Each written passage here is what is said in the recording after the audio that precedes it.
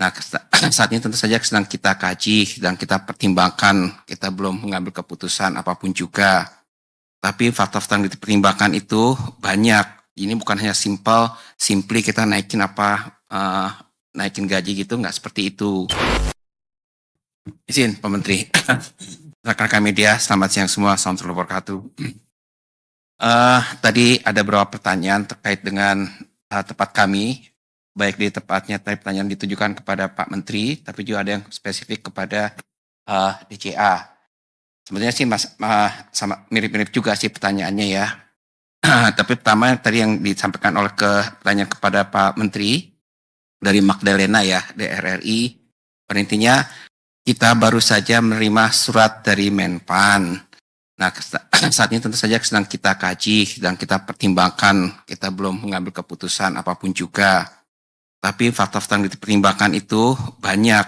Ini bukan hanya simply kita naikin naikin gaji gitu, nggak seperti itu. Contohnya, kita kan selalu lihat ini bagian dari kita menata organisasi, melakukan transformasi birokrasi keseluruhan. Makanya kita kerjasama dengan Menpan. Kan remunerasi itu adalah salah satu faktornya, satu elemennya. Kita lihat selalu kinerja dan produktivitas dari ASN itu sendiri seperti apa. Dan tentu saja kita juga melihat nanti kemampuan fiskal kita seperti apa. Jadi itu yang akan faktor-faktor yang mungkin kita pertimbangkan. Tadi berapa langsung ya, izin Pak Menteri ya, pertanyaan untuk DCA, untuk anggaran. Ada 3 pertanyaan, Detrian, dari IDN Times, dari AV Kumparan, dan Magdalena juga dari RRI. Kembali lagi, pertanyaan hampir sama, kurang lebih terkait dengan ini anggaran nggak terserap seperti apa, penyerapannya lambat, harus relokasi, dan sebagainya. Pak Menteri sudah keliling ke beberapa kementerian. Kembali lagi tujuannya itu adalah sebetulnya kita ingin membantu para KLK ini mempercepat belanjanya. Jadi bukan kita ingin memotong. Nah, tapi kemudian alhamdulillah juga ada memang beberapa KL yang menyampaikan, oke, kita kembalikan anggarannya. Artinya dia nggak akan belanja. Nah, untuk KL seperti itu yang kami sampaikan adalah kita ingin pastikan outputnya itu tetap tidak terganggu atau bisa tercapai. Kalaupun ada pergeseran, kembali lagi misalnya program prioritas presiden, itu yang kita dorong terus supaya tidak ada gangguan atau tidak tercapai. Itu yang kita lakukan.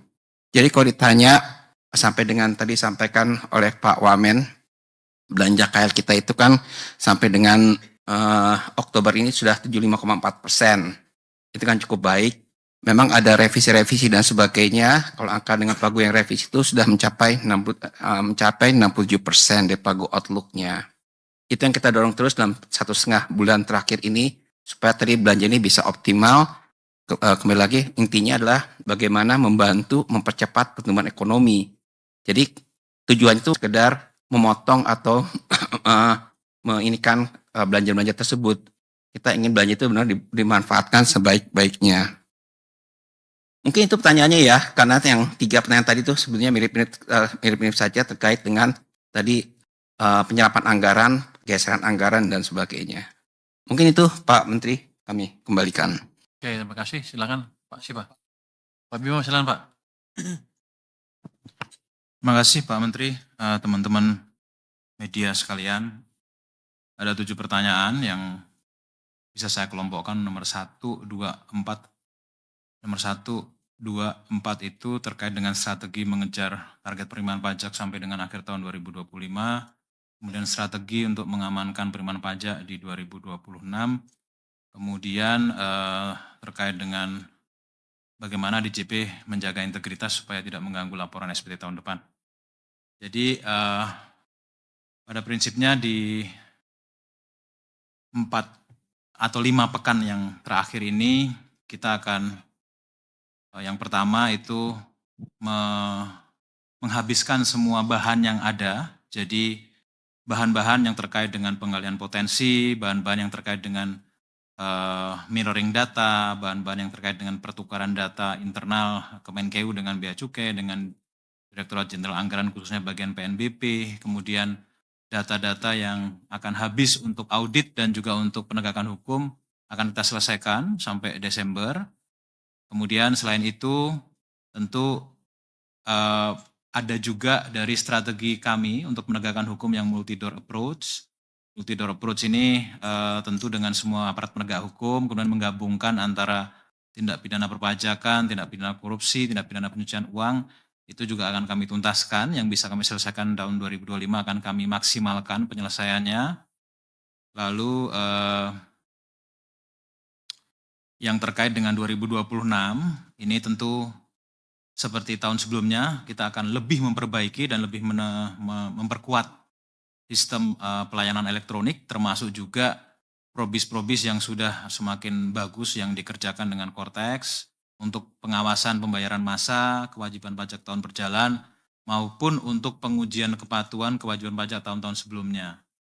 Kemudian selain itu tentu supaya tidak ada lagi kritik berburu di kebun binatang, kita akan memaksimalkan intensifikasi dan ekstensifikasi dengan basis data yang ada, lalu juga tentu kebijakan-kebijakan sesuai dengan arahan dari pimpinan, itu kami akan mengeksersis kebijakan-kebijakan perluasan basis pajak, apakah itu nanti untuk perdagangan melalui sistem elektronik misalnya, kemudian juga digital transaction yang lain, nanti akan kami lihat sesuai dengan arahan pimpinan. Kemudian juga tentu kita harus mendorong lebih baik lagi strategi yang terkait dengan pengembangan sumber daya manusia, pengembangan organisasi, dan juga kelembagaan sesuai dengan dinamika perekonomian. Dan yang terakhir tentu kerjasama antar instansi yang sudah bagus, antara lembaga penegak hukum dengan kami, kemudian antara lembaga-lembaga yang terkait dengan pelayanan pemberian perizinan dengan Direktorat Jenderal Pajak itu akan kami lebih maksimalkan. Lalu yang terkait dengan PP 55 ada 3 pertanyaan, nomor 3, nomor 5, dan nomor 7 dari Mas Wildan dan dari Mas Dendi, dari Kontan dan dari DTC. Jadi secara ringkas begini, jadi pengaturan PPh 55 amendment ini kita akan ada 2 hal yang terkait dengan bagaimana kita akan tetap melanjutkan insentif. Insentif akan tetap dilanjutkan khusus untuk WPOP orang pribadi dan PT orang perseorangan. Ini akan bisa bersifat permanen dan berbatas waktu, tetapi kita masukkan anti avoidance rule. Jadi ini untuk menjawab pertanyaan untuk menghindari fenomena from splitting atau pemecahan usaha. Caranya gimana? Kalau peredaran bruto wajib pajak orang pribadi, kemudian wajib pajak orang perusahaan perseorangan itu sudah dijumlahkan, itu mencapai 4,8 miliar setahun, maka mereka tidak bisa lagi menggunakan PPh yang 0,5% tersebut. Tentu kita ini basisnya adalah pemadanan NIK NPWP dan juga NIK NPWP dan juga NIB. Jadi kita tidak ada masalah dengan itu, sistem internal kami sudah bisa mendetek. Kemudian wajib pajak badan sudah tidak bisa lagi menggunakan PPh final 0,5%, mereka harus sudah mulai menjalankan pembukuan untuk menghitung PPh terutang dengan tarif normal pasal 17. Artinya mereka masih bisa menggunakan sesuai dengan masa 4 tahun gitu ya, tetapi rasa-rasa yang sudah jalan existing itu masih bisa, tetapi tidak ada lagi permohonan baru dari wajib pajak badan yang akan diperbolehkan untuk menggunakan insentif 0,5% PPh final.